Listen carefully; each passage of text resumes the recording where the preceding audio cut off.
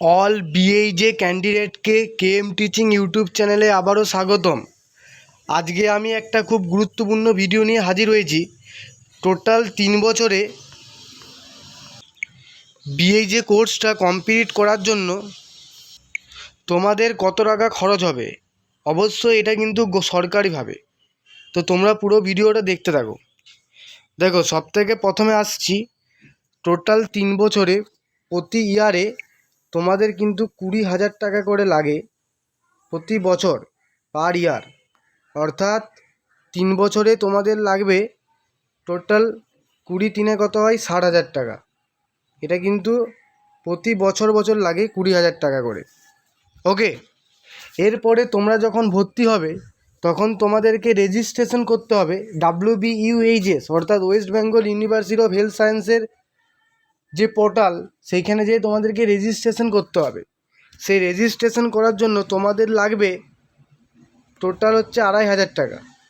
ঠিক আছে, এটা আমি তোমাদেরকে দেখিয়ে দিচ্ছি একটু বাদে। অরিজিনালি কত টাকা কী লাগে তার একটা ডিটেলস আমি নিয়ে এসেছি। এরপরে হচ্ছে টোটাল প্রতিটা সেমিস্টারে তোমাদের কিন্তু 1,000 টাকা করে লাগবে এনরোলমেন্ট করার জন্য। টোটাল 3 বছরে 6টা সেমিস্টার, সেই 6টা সেমিস্টারে তোমাদের 1,000 টাকা করে, টোটাল 6,000 টাকা কিন্তু লাগবে। তাহলে কত হলো? তাহলে আরও হচ্ছে এক্সট্রা করে 6,000। টোটাল খরচা তাহলে হচ্ছে রেজিস্ট্রেশনের জন্য 2,500, প্রতিটা সেমিস্টারে 1,000 টাকা করে, টোটাল 6টা সেমিস্টারে 6,000, অর্থাৎ 8,500 টাকা। এবং প্রতি বছরে 20,000 টাকা করে, টোটাল 60,000, অর্থাৎ সব কিছু মিলিয়ে তোমাদের কিন্তু লাগছে 68,000 কত 500 টাকা লাগছে।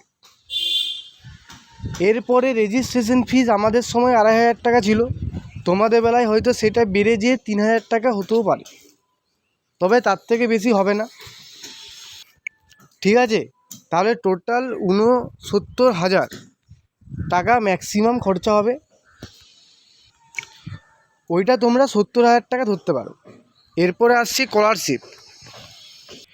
স্কলারশিপ কারা পাবে না, তুমি যে অ্যাডমিশন নিচ্ছ এই বছরে যারা যারা চান্স পাবে, অর্থাৎ 2024 সালে, তাদের এইচএস যদি 2020 সালের মধ্যে পাস করে থাকে, অর্থাৎ 2020 সাল বা 2021 বা 2022 বা 2023 বা 2024, তারা কিন্তু বিকাশ ভবন স্কলারশিপ অ্যাপ্লাই করতে পারবে যদি তাদের 60% বা তার বেশি মার্কস থাকে।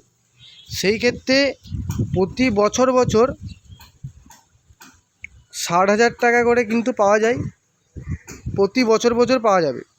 কিন্তু এখানে একটা সিস্টেম আছে, তোমাকে কিন্তু সেকেন্ড ইয়ারে 60,000 টাকা পাওয়ার জন্য ফার্স্ট ইয়ার এবং ফার্স্ট সেমিস্টার এবং সেকেন্ড সেমিস্টার দুটো সেমিস্টার মিলিয়ে 60% উপরে মার্কস পেতে হবে, তাহলেই তুমি সেকেন্ড ইয়ারে আবার পাবে।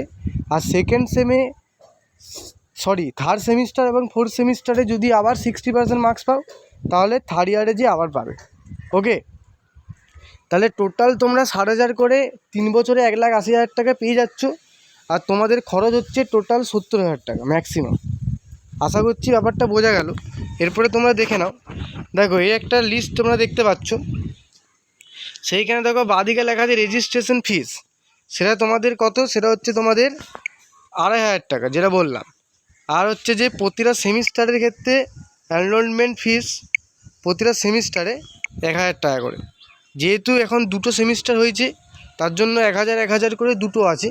টোটাল 6টা সেমিস্টারে 6,000 টাকা এবং রেজিস্ট্রেশন ফিস 2,500, টোটাল 8,500, এবং পার ইয়ারলি 20 করে 6,500 টাকা, টোটাল 68,500 টাকা লাগবে।